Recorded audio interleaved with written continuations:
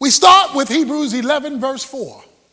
The first personality given to us, because he's the first man who had to live fully by faith, because he's the first man born in sin. You see, Hebrews 11, verse 4 says these words. By faith, Abel offered to God a better sacrifice than Cain, through which he obtained the testimony that he was righteous. God testifying about his gifts, and through faith, though he is dead, he still speaks. We now want to talk about the faith of Abel. And Abel is going to teach us today what it means to worship by faith. What it means to worship by faith. Now, each of these stories comes from the Old Testament. So to fully understand what the author of Hebrews is saying in the New Testament, you need to go back to the Old Testament story. The Old Testament story of Cain and Abel is found in Genesis chapter 4, the first book of the Bible. Abel is the first man of faith because, unlike his mother and father, Adam and Eve, he didn't get to live in a perfect environment and see God face to face. Because initially sin had not entered the world. But when Adam and Eve sinned, they were removed from the presence of God. When they were removed from the presence of God, God slew an animal to cover them, emblematic and symbolic of the removal of sin by blood. God slew an animal and covered Adam and Eve. Remember, they tried to cover themselves with fig leaves. They went out and used God's creation to cover themselves. God slew an animal to provide a covering. Stay with me. God rejected their ability to cover themselves, and God created a way for him to cover them. The Bible says in chapter 4, verse 1, that Adam knew Eve, and she gave birth to the first son, and his name was Cain. She gave birth again, verse 2, to his brother Abel. Abel was a keeper of flocks. Cain was a tiller of the ground. Here it is, verse 3. So it came about in the course of time that Cain brought an offering to the Lord of the fruit of the ground. Abel, on his part, brought the firstlings of the flock and their fat portions, and the Lord had regard for Abel and his offering, but for Cain and his offering he had no regard. These two boys were raised in a God-fearing home. They were not raised by parents who were not sure that God was real. Because Adam and Eve grew up or were married by God. They were created by God. They walked with God in the cool of the day. So they were not raised in an atheistic environment. They were raised in a theistic or God-oriented environment. And guess what Adam and Eve taught their boys? She taught them, you got to go to church. She taught them about worshiping God. It says in the course of time, verse 3, Abel and Cain brought an offering to God. That meant there was a prescribed time for worship in the course of time.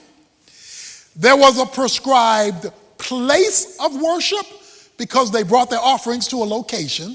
So God had given them the time, God had given them the place, and then there was a prescribed way of worshiping. We know there was a prescribed way because he rejected Cain's offering and accepted Abel's offering. So one person did something right, the other person did something wrong. One person did it the way God wanted it, the other person did not. Cain worshipers and Abel worshipers. Because both of them went to church. Both of them went to the place. Both Both of them did the activity, but only one of them was accepted. I want you to know whether you're a Cain worshiper or an Abel worshiper, so that if you're an Abel worshiper, you'll keep worshiping like Abel, and if you're a Cain worshiper, you'll switch over quick, and you'll see why. So we've learned thus far, it is possible to go to worship and have your worship rejected. To have God said, you wasted your time this morning. When it came to their worship, this showed both boys believed in God because they came to worship. Neither was an atheist. Both desired for their presence to be accepted by God. And you'll see in a moment, Cain gets ticked off when his isn't. Because Cain ran into the problem that many of us run into, watch this, and that is wanting to worship God our own way. Now, in other words, wanting to worship God like I want to worship him, not like he expects me to. So here they are. The two boys go to church, so to speak, to use New Testament language, to worship. When they go to church to worship, we see their offerings, what they brought to God.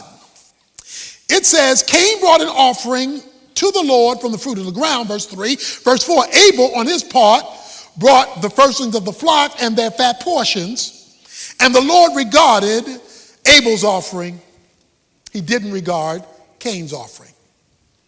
Something was wrong with what they brought. What was wrong with it? Cain went and he got some tomatoes, some cabbage, whatever fruit he brought, whatever it was, and he put it on the altar and he says, here it is, God, I've come to church. Abel brought the firstlings of the flock and their fat portion. Here it is, God, I've come to church. God had regard for Abel's offering, which means he consumed it, because whenever God accepted your offering in Scripture, he would consume it.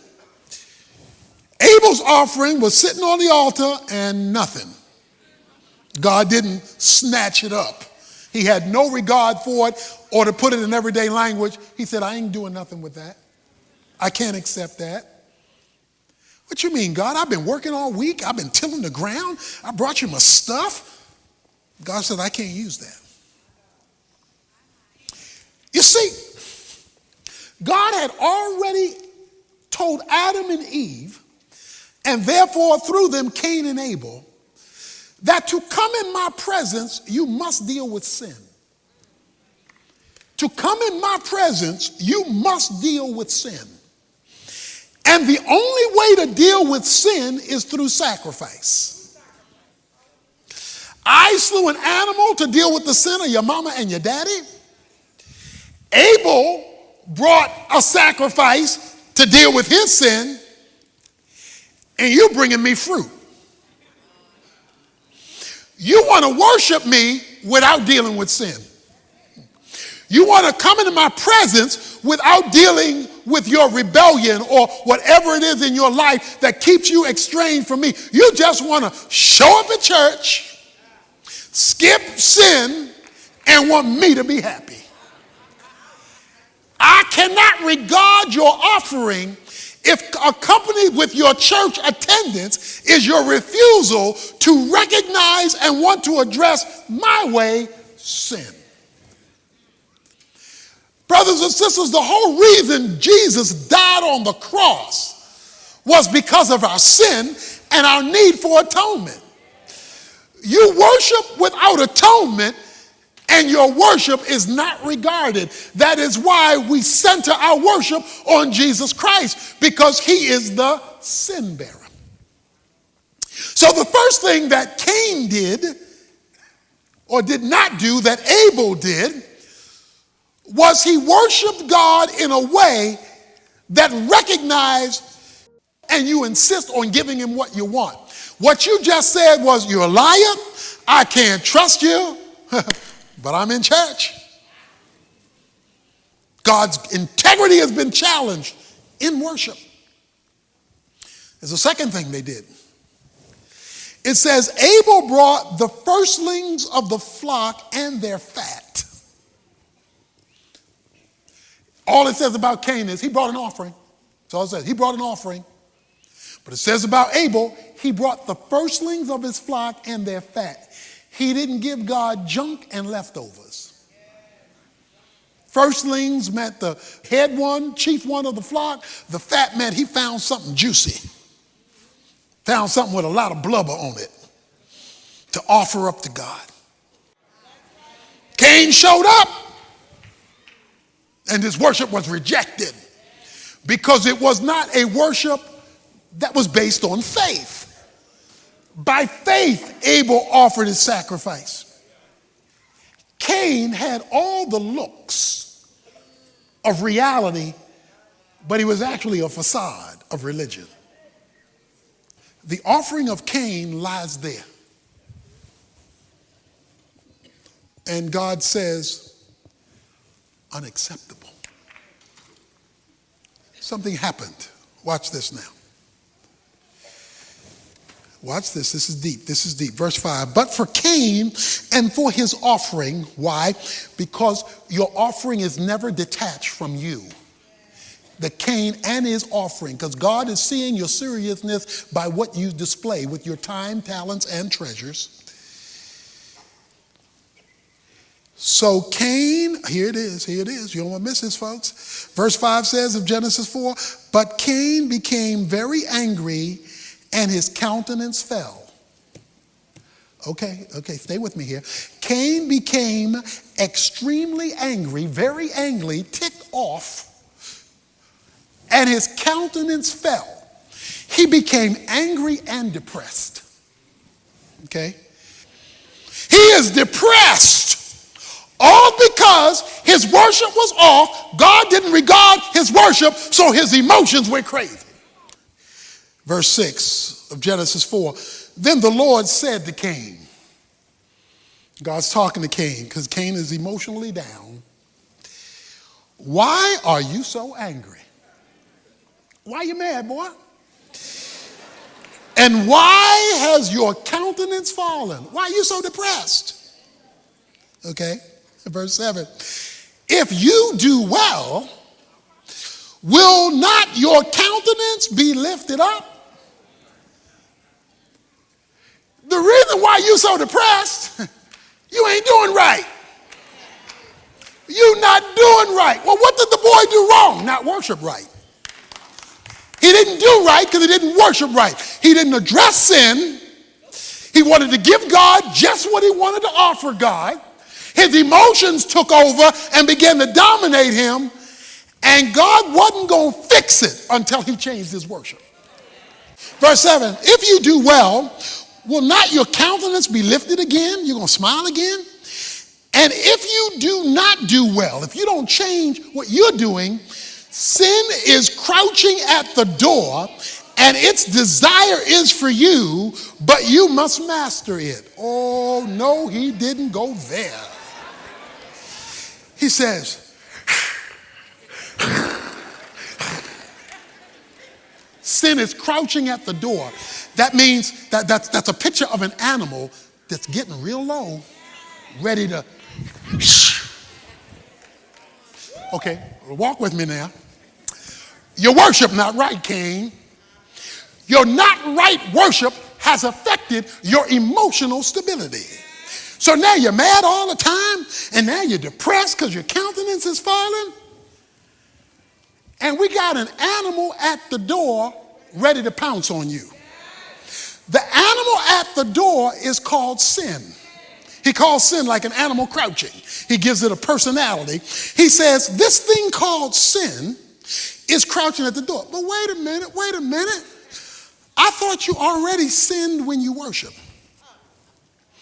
Well, yeah, you did. You sinned against me when you worshiped because you gave me junk worship. But I'm talking about a person called sin because it can crouch, it can leap, okay? A personality called sin. In other words, something's getting ready to eat you up. Sin is crouching at the door. This lion, tiger, is getting ready to pounce on you, and he gonna eat you up. Okay, let's go back. Let's start again. Your messed up worship. May God say, I can't do nothing with that, which causes you to be angry and depressed. When you get angry and depressed, sin has got an open door that it didn't have before to now dominate you, jump on you, and eat you up. It all showed up because your worship was wrong, your emotions got wrong, so your spirit got wrong, and now you're under the control of sin. It's dominating you, controlling you, all because your worship was off. It all started because you got detached from a God who couldn't use the junk you were throwing his way. And God says, I'm not going to change it until you change. Change what? I don't have the power to change. No, change your worship. In Hebrews chapter 11, verse 4, that though dead, he speaks. Abel speaks, though dead. Cain is ticked off in Genesis chapter 4. And he finds his brother and kills him in verse 8. Well, wait a minute, watch that now. Even though dead, Abel speaks. So if Abel's dead and he talking, he's still alive. Okay? So he died, but he's still living because he's talking. So Abel is now talking. What does Abel have to say? Abel said, God says to Cain, where's your brother, verse 9? His brother said, I don't know where my brother is. I'm not my brother's keeper. God says to Cain in verse 10, the voice of your brother's blood is crying to me from the ground. Me and your brother having a talk. You're not going to tell me where he is, but we've already had a conversation about his location. He is having a conversation with God. Now watch this. Cain's life from that point on would become a lifetime of misery. He says, you're going to wander the earth, and I'm not going to let nobody kill you. I'm going to let you live the rest of your life miserable. Folk who are going to want to kill you, I'm going to block them from killing you because I want to let you live in a living hell. Anybody in here living in a living hell all because your worship was off? You're not going to die. You're going to live. And you're going to wonder. And he says, this is too much for me. But in the book of Hebrews, it says, though dead, Hebrews 11 verse 4, watch this, Abel still speaks. But that's in the New Testament. That's you and me. So what is he trying to tell you and me? Because he's still talking. The next to the last book of the New Testament is the book of Jude. Jude only has one chapter. And the one chapter in Jude, around verse 11, talks about the way of Cain.